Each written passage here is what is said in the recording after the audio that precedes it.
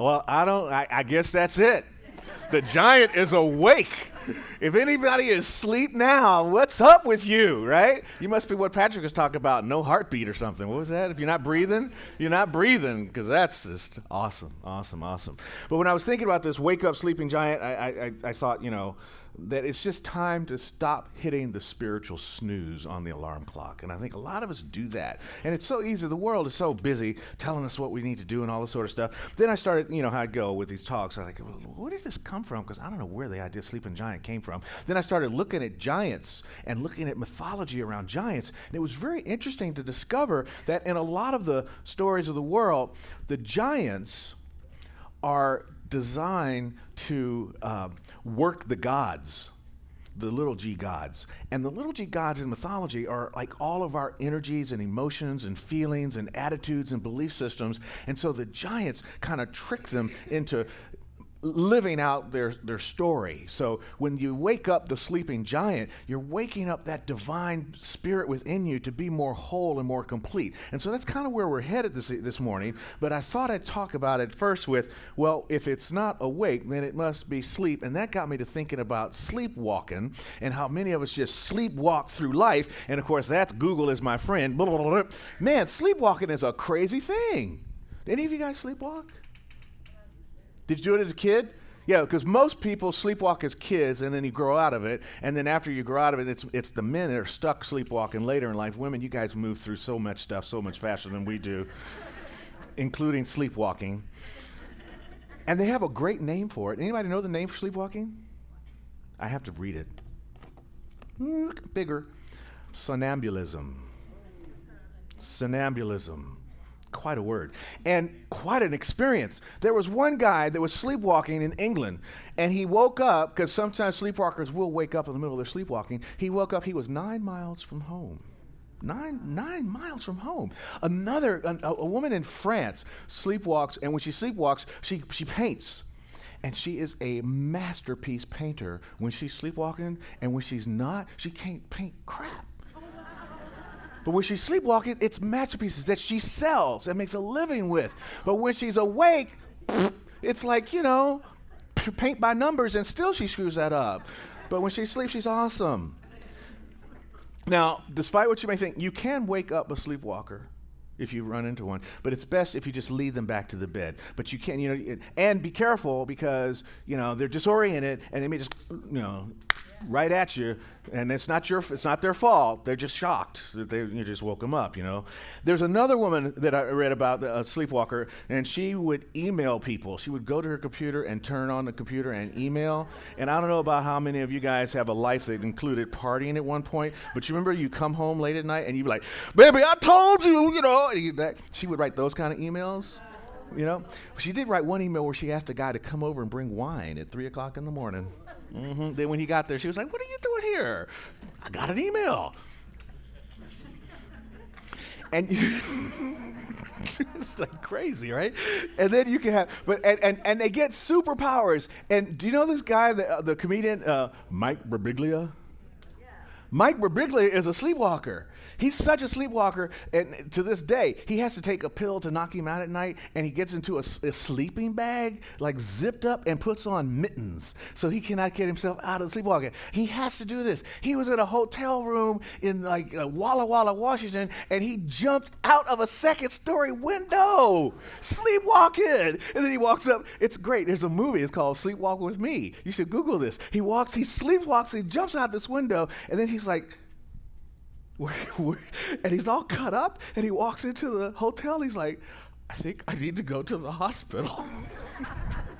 Poor guy. Sleepwalking is some serious stuff. It's serious business. But it's an external event. It's external, right? I really want to talk about waking up from within. And we kind of do it in our own way. We go through life on this autopilot thing. Like, how many of us have gotten to the destination and do not remember driving there? Right? We all do that. Like, how did I get here? I wasn't even remember the road, right? So we do that because we're just not present, not conscious, not awake to the experience of life. And it's a crazy thing that it's part of this sleepwalking stuff and the artist and all of those things. It made me think that there's something within us that's trying to make us more whole. And when we're closed off from it, when we're living through our life kind of numbing ourselves with, I do it with the news sometimes. I have to turn on the news just to get out of my head, and that's a crazy place to go. But Johanna helped me with that because she says that every news story is an opportunity for prayer. So I've been praying a lot lately, especially watching that one, and then the other guys. I like watching the other guys. You know who the other guys? Fox. Wow, they are interesting. I don't even watch Comedy Central anymore because I just watch Fox. If you like Fox, I'm not, I'm saying it's interesting stuff. I'm there. I add to their ratings. And I think that there is something about this whole experience that is hiding something within us that's trying to unfold, trying to become a part of our experience, trying to be manifest in our life. And Dr. Holmes talks about this in his Ideas of Power. He says that every man is interested in his search after something that will make him whole. Every man is interested in his search after something that will make him whole. And I think this unconscious search that it desires to make us whole sometimes is coming out in that experience of the sleepwalker. It's sometimes coming out, and we're so afraid of it, I think sometimes. Afraid of our greatness, afraid of how just magnificent we could absolutely be, and then that we'd have to stick with that and keep doing it, that we numb it and we don't allow the wholeness of we are to come through.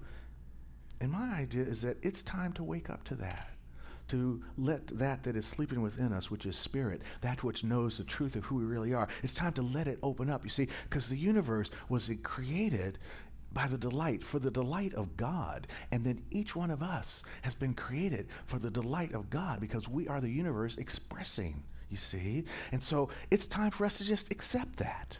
Accept the wholeness and the greatness of who we really are. And in doing so, we can transform ourselves and eventually transform the planet, transform the world. See, we are the way showers. We really are. Our faith is particularly one of the way shower faiths. I think all people of faith, regardless of how you do it, if it's Jesus or Buddha or Allah, whatever it is, and Tano Shava for all of you that are celebrating Rosh Hashanah right now, whatever it is that you're celebrating, whatever your faith is, I think it's because if you have the faith, I think it's because we are the way showers for those who don't have faith, who are stuck in watching the news and not doing prayer, who are getting stuck in the story of whatever side it is. I don't believe either one of those extremes. I know it's something in the middle, but I like to get to the extremes so that I can find the middle path. And I think that's what we're about in this movement, in this teaching, finding that middle path, transforming ourselves so that we can transform the world, so that we can wake up the other sleeping giants on the planet, you see? That's what it's all about. And there is something in us that absolutely knows. There's only one mind that knows all of this. One of my favorite comedians is a guy named Kevin Kling. He's actually a storyteller. Do you know this guy? He's from St. Paul, Minnesota. He's crazy. I fell in love with him years and years ago. And my brother's from St. Paul, and I've got all of Kevin Kling's audio CDs. And my brother did a show with him where Michael was the MC and Kling was the talent at this event. And he mentioned that I had all of this, that I was a groupie. And he was so excited that he signed a couple of them for me. And the reason this guy is so interesting, so he was born without the wrist connection to his hand on one arm, and it was a little bit shorter, and the other arm he would use to do everything that he had to do in life. And because of his disability, he really said, I'm not dealing with that. I'm dealing with my wholeness. I'm dealing with the thing that makes me whole. And he would ride motorcycles and do all this stuff and climb mountains, and he was a kid that was always getting everybody else in trouble. And on his motorcycle, he had an unfortunate accident, and the result of the accident was that his good arm, or the other arm, ended up paralyzed. So here he is trying to retrain himself in his energy of telling stories, and he's sitting down after a lot of physical therapy to write his story. He wants to tell this story of coming back from this accident, right? And a friend of his has gifted him one of those computers that could voice tech. What's that? Come on, help me. Voice recognition. That's it, right. And it was early. This is like, we're talking 2004 or so. So that's like ancient time in terms of computers. You should have at least 3 new computers since 2004. You know that, right? And I don't. So my computer is slow. The wheel just spins. But anyway, I get a tangent. So here he is in front of his computer. And here's kind of Kling humor. Years ago in St. Paul, they had these tornadoes, like 7 tornadoes in the city at one time, and it was just an incredible thing. It was like back in the late 60s. He was a kid at the time, and he decided to look up this story, and he looked up and he saw the download videos from WCCO, the television station there, of a guy who did a call-in, because back at the time, they didn't have the Doppler radar. People had to call in and tell what the weather situation was. So this guy calls in, they take the call. Hello, I just wanted to tell you, I was driving down the road, and the tornado, it just tossed me all around. The windows blew out on my car. And the newscaster says, well, are you all right? Yeah, I'm okay, but that's not why I called. I called to tell you that the church picnic is going to be canceled because of the weather. That's a Kling story. That's the kind of humor he's got, but he does it with that Fargo voice, good, that kind of a voice, So it's really sweet. So here he is telling the story of trying to write again with this voice recognition. And he reaches a point in the story that he doesn't know what to say next. He doesn't know how he's going to explain what he wants to explain or why he even wants to put that into the story. And as he's sitting there, his dog starts barking. Hur, hur, hur, hur, hur, hur. And on the screen, it's saying, how, why, how, why. What? Is that a trip or what? Thus, Dr. Holmes, help me, my brother, help me out. We are all linked up by eternal bonds that cannot be broken to a power greater than we are. Even his dog is hooked up to it. He was thinking how and why, and the dog started barking, and the computer spelled it out. We are connected to a power greater than we are, that even our pets are connected to it. Your neighbors are connected to it. The planet itself is connected to it. I don't know if this is true or not. This is Ramboism. I don't know, but I really think that the reason there's so much cancer, it's not consciousness. I brought this on in my life. No, we brought this on because we are a cancer to the planet, and we are part of the planet, and so the planet has decided to get back at us and put some antibiotics around it to protect it. Us, meaning we, the cancer, are getting cancer. If we could transform the world by transforming ourselves and transforming the planet, bing, cancer healed. That's just Ramboism. I don't know if it's true. We should do some research, see what happens. That's what religious scientists do. What? What did I do? No, but that's it. But I'm really thinking, it's time to wake up the sleeping giants, wake up who we are, and get some of these answers, and let's solve some of these problems in the world. Let's transform ourselves and wake up to our divine inheritance and not be afraid of this great power that we are. Seize the moment. Get quiet and listen deeply. I mean, like that song in 18, that chant. Wow, right? Did you just go from the meditation to the basement of silence for a minute and then come back just rejuvenated from that? That's listening deeply. See, that's listening deeply. If we can get to that and become aware and be quenched by the divine, we will find that we are guided and directed into the exactly right thing for us to do. And it may be something just as relatively small as giving a guy a quarter, or maybe serving some people oatmeal on a Saturday morning after you get up at 4:30. Where are the Saturday morning 4:30 wake up people? I see another one. There you are. They got up this morning. I'll talk about that a little bit later. Samaritan Center, that was absolutely beautiful. But this is what we're talking about. We need to wake up to this presence that is within us, that is dying to be expressed, that's always nagging at you. Well, stop that. You don't have to do that anymore by just, what? Sure, be happy to, and then get about the business of doing what you need to do in life. Whatever that is for you, I don't know what it is for you. You know, for some folks, it's a spiritual spa day that Shane is doing on November 4th. There's going to be this thing over the Eden Gardens. It's going to be absolutely beautiful. Come out for that. But there are all kinds of neat events that are taking place in our lives. It's the Thursday junkyard poetry that Evelyn is letting us do over there, that Johanna's doing. It's the Tuesday morning. It's the Thursday morning meditation. It's Patrick's most favorite book by his most favorite author. It's, you know, whoever that guy is. I don't know. Hananda, whatever. But it's that guy, you know? See, Dr. Holmes says, as we gradually wake up, we wake up to what already exists in the mind of God. As we gradually we wake up to what already exists in the mind of God. And because we wake up to it, it appears to us. You see, so whatever this thing that is I'm talking about, that is your thing, that's my thing, our thing to do, it's already there. It's just we've hit the snooze alarm so many times that it's gone asleep too. But it's waking up before you, and it's waiting to be released, you know? It's like serving some tea or coffee in the morning. Let's meditate and let's get about our business. That's what it's here waiting for us to do, to guide us into our greatness and into the beauty of who we are. And then, see, when we do this, when our sleeping giant wakes up, we know who we are. Thou art that I am. We know that we are the I am. Figure out, how do you tell yourself who you are without saying I am? You know, right? I am Johanna's partner. I am Seth's friend. You know, I am your senior minister. I am has to precede whatever I think I'm doing in this world. So we are the I am. We are connected to that great eternal power all the time. Stop ignoring it. Wake up to it. Be a part of it. It's the truth of your being. There's only one mind, one spirit, operating as each and every one of us individualized. It's not separated. We're like the darn aspen trees. One organism, lots of roots together, popping up everywhere, looking like different trees, but it's just one big giant tree. That's what we are. We're like Avatar. Oh my. We're those guys with the tails to the dinosaur things. Plug into your dinosaur thing and fly.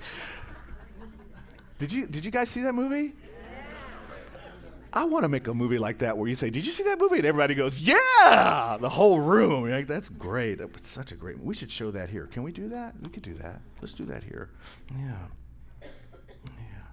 Know who you are. Know who you are. Tell somebody right now who you are. Just look at somebody and say, I am, and whatever comes out of your mouth. Do it right now. Come on, play.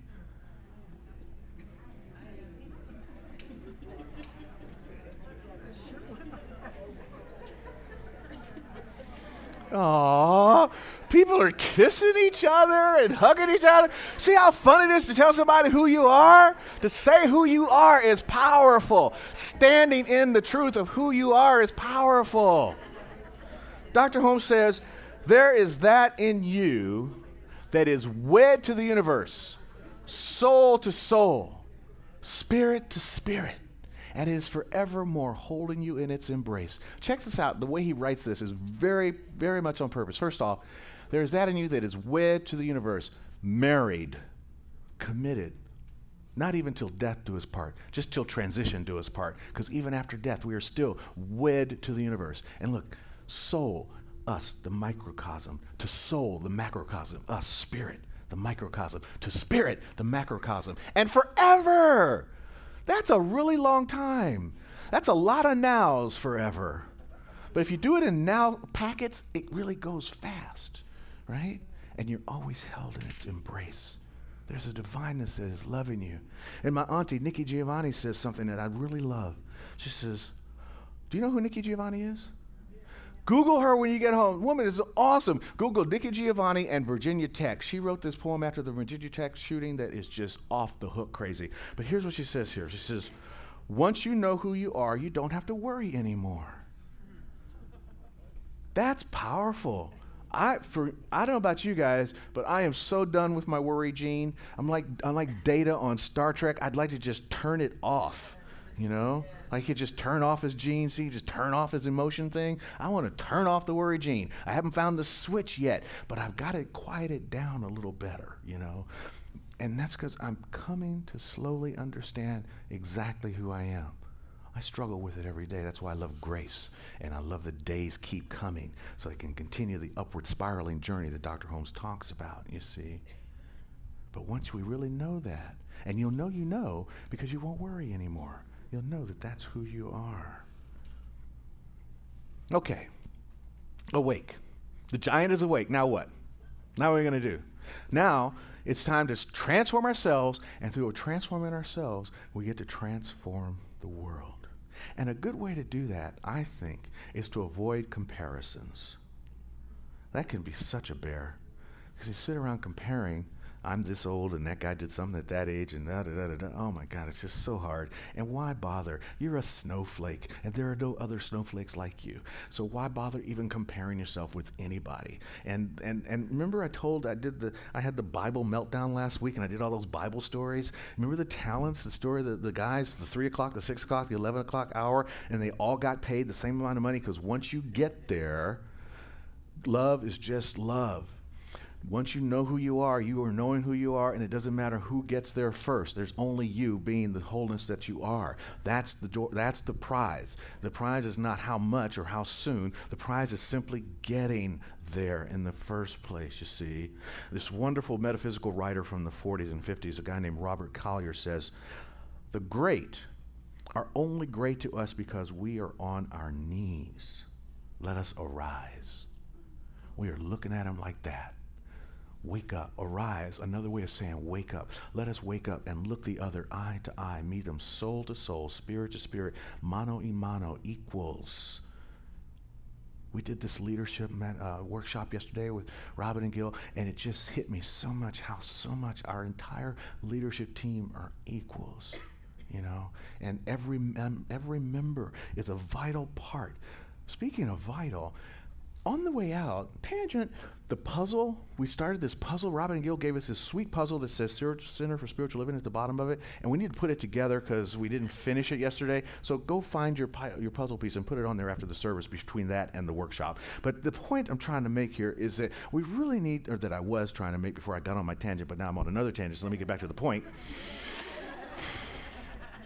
The point I was trying to make here is be done with the comparisons and accept the greatness of who you really are and let that be okay. And don't worry if you haven't made $1 million or haven't written the book or haven't made the movie that everybody has watched or any of that stuff. It's whatever you do, whatever floats your boat. When you're doing something and time evaporates, and I'm coming over next week for my stracciatella soup because I know when you cook, time evaporates. When you're doing something where time evaporates, you're getting close to that space of knowing who you truly, really are. And you're living from that space where if you were a sleepwalker, you might be doing that in your sleepwalking, you see? So this is where we're trying to get to. We're trying to get to that place where we're truly who we are. And Dr. Holmes has this thing that I want, let me get my eyes out because I want to get this right.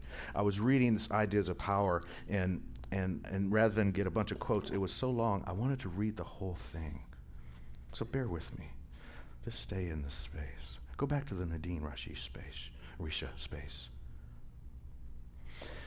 If anyone knows anything about the light that is at the center of his being, if anyone knows anything about the light that is at the center of his being, it will light the pathway of everybody he touches.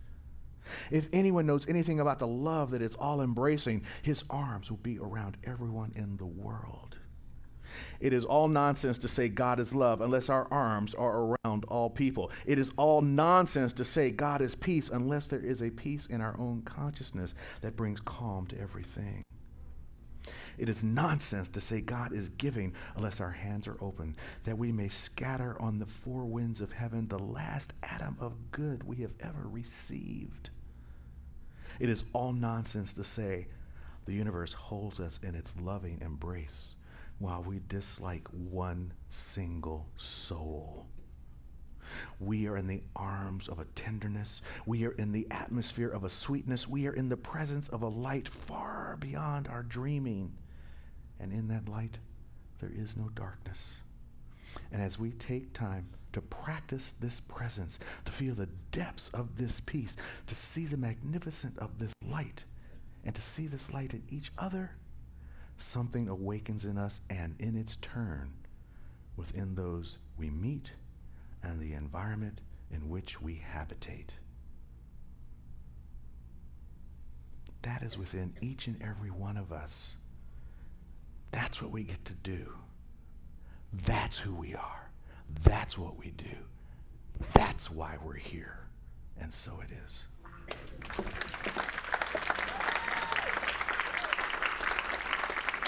Wake up, that sleeping giant.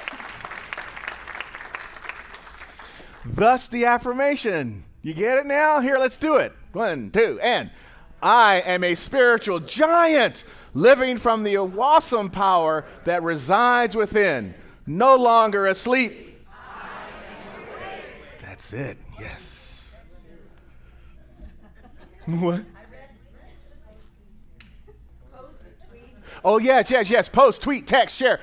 Oh, that also reminds me of how wonderful it was last week when the stream didn't work, and then we had people doing Facebook, and we had 132 views on Facebook, and people were automatically like going back and putting hearts and stuff, and people were singing and all this kind of stuff. And it got me to thinking, I'm going to get some little tripods for your phones to go like right here, these two seats. And these are going to be called the Facebook stations, open to anybody who wants to put their Facebook feed and do the Facebook Live throughout the service. And that little camera back there, I'm thinking we're going to plug that into our CSL Facebook page, and that'll be like a Facebook feed thing. How about that, huh?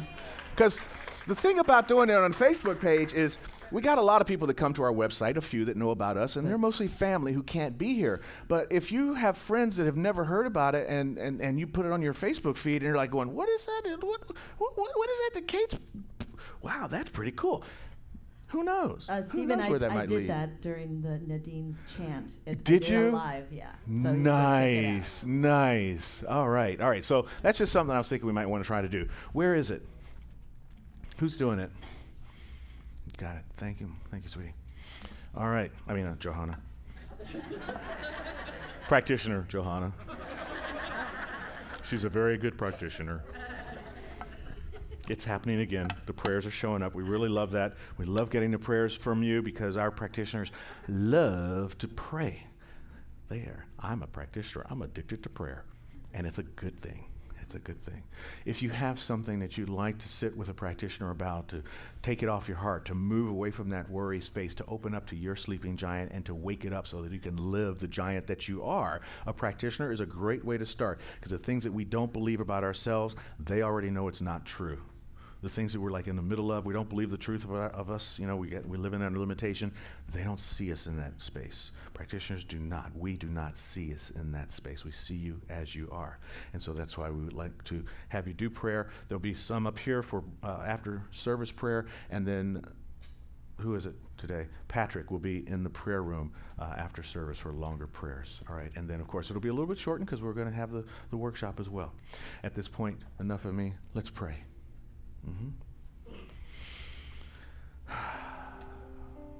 So feeling a divine presence in this moment, that soul, that spirit, that presence and power that is within each and every one of us, that we are the microcosm of the macrocosm. We know that there is something so magnificent unfolding through each and every person here that nothing can hold it back. There is no bushel basket that can be placed over our light. There is no mountain too high to block the shining presences that we are. So recognizing our oneness in this experience of life, knowing that in each and every one of us there is the full expression of life, no smallness, no lack, no diminished activity of God happening through anybody here or anyone listening or anyone that we are thinking about. For wherever God is fully present. That means wherever we are fully present, and we bring that presence in the form of harmony and wholeness and peace and joy, divine right action and perfect unfoldment. There is something guiding us, a great something informing us, a great presence intuiting to us all that is necessary for the most joyous experience of life, for the highest and the best. And it is happening now. Be it a health concern or a monetary concern or a relational concern, an employment concern, whatever it is simply an opportunity for more God to be expressed. So we open up to that opportunity of expression and allow it to take place right now, this minute, and the next minute, and the next minute, into the moment where it becomes forevermore. So it is from this place that I feel a sense of deep gratitude for knowing that the Spirit of the universe is here for our delight, and it delights in us feeling delighted. So we oblige. We say yes. Yes to our greatness. Yes to our giant status. And we move through it with power and presence. If you feel it with me, if this resonates with you, I invite you to join me as I release this prayer into the law by saying, and so it is. Amen.